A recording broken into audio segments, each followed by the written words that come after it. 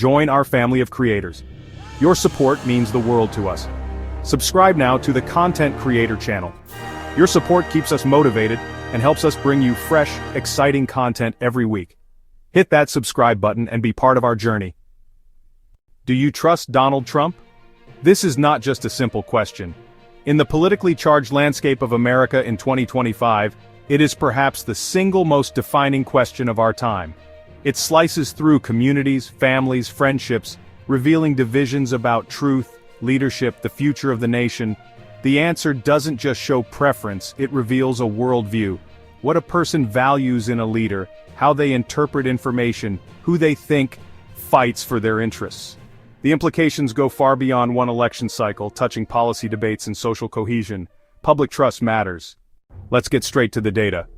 A comprehensive nationwide survey conducted by the American Polling Institute, or API, from September 1st to September 10th, 2025, provides a clear, if stark, snapshot of where the country stands.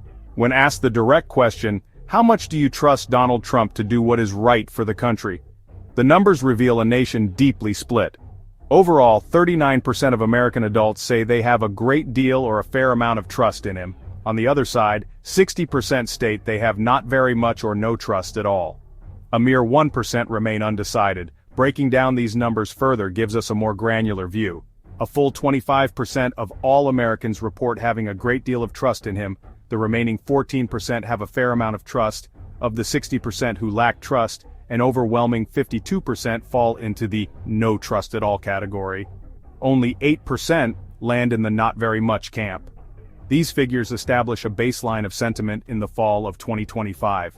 Compared to other living former presidents, Trump's trust metrics are uniquely polarized. Obama at 58%, Bush at 51%. The key difference is intensity. The no trust at all share is substantially higher for Trump. For many, this is not just policy disagreement but a fundamental question of character and credibility. This matters today, September 18, 2025. Public trust in Donald Trump has never been a flat line. It's been a volatile journey, peaks and troughs since he entered politics. Looking back, a narrative emerges through the data. In 2016, trust among the general electorate hovered in the mid-30s. He won not by majority trust but by consolidating a motivated coalition. To his base, rough edges signaled authenticity, someone who'd shake things up. Through 2017 to early 2021, trust stayed in a narrow high 30s band. Post-2020 election into January 6th, a sharp inflection. Temporary dips among moderates and independents. Claims of a stolen election deepened loyalty among ardent followers. Post-presidency trust largely rebounded to high 30s. September 2025 at 39% fits the long view. The divisions from his presidency have become entrenched. Those who trusted him then largely trust him now, same for detractors. The roller coaster was less about big swings, and more about events hardening convictions, leaving the nation as divided as it was 5 years ago. Nowhere is this clearer than across party lines. The September 2025 survey paints two Americas, different trusted sources, different leaders. Among Republicans, 82% report trust. Among Democrats, 95% express not very much or no trust, 91% no trust at all. Independents, 28% trust, 70% do not. A 42-point gap among swing voters is a significant electoral challenge. He commands loyalty in primaries, but struggles to inroad with the middle. The distrust chasm makes compromise elusive and fuels gridlock. Age is another significant fault line. Among those 65 and older, trust stands at 48%. Ages 45 to 64, 42% more divided, conditional on performance. Ages 30 to 44, 31%. Priorities like climate, social justice, student debt weigh heavily. Ages 18 to 29, 22%, formed politically during the Trump years, often alienated by rhetoric. For seniors, restoring a past vision. For Gen X, economy, taxes, retirement. For the young, values and identity. The younger the cohort, the lower the trust, and the larger their electoral share becomes over time. Next, education and economics deepen the divide. Without a 4-year degree, trust is significantly higher. High school or less, 51%. Some college, 46%. Bachelor's, 30%. Postgraduate, 19%.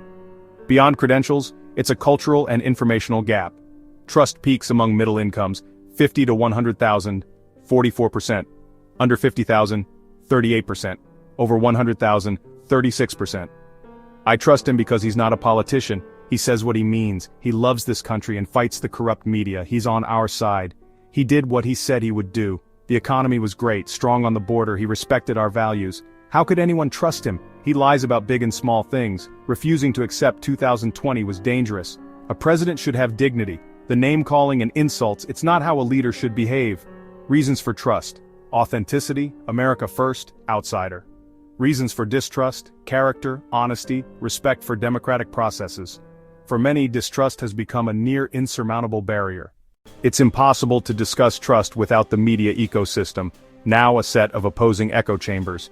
In conservative media, he is a strong leader under siege, negative stories framed as attacks or hoaxes, accomplishments amplified. In mainstream and left-leaning outlets, extensive investigations and controversies reinforce views that he is untrustworthy or unfit. Each side accuses the other of bias, eroding any shared basis of fact. The data is clear: a profound trust deficit centered on one man. 39% trust, 25% great deal. His influence remains potent, especially within the GOP, but 52% no trust at all forms a massive motivated opposition, decisive in general elections. When institutions, elections, and the press are distrusted, consensus becomes nearly impossible. Gridlock grows. The path forward is uncertain. Can this trust divide be bridged? In the short term, it seems unlikely. This cleavage will likely define our politics, our media, and our communities. Do you trust Trump? What kind of America do you trust?